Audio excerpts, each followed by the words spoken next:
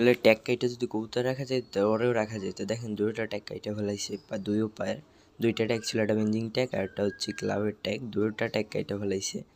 তারপরেও কবুতরটা বাসায় চলে আসছে। তো এই কবুতরটা 23 সালের একটা 23-24 আমাদের একটা টসে এই কবুতরটা হারাই যায়।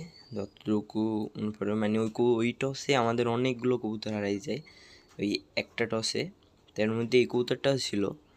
আসলে এরকম একটা কবুতরই ছিল যার জন্য এই কবুতরটা চেনা যায়। আর কবুতরটা আমাদের বাসায় 21 সাল থেকে টস রেস রেস করে আসতেছে, ভালো রেজাল্ট আছে এর।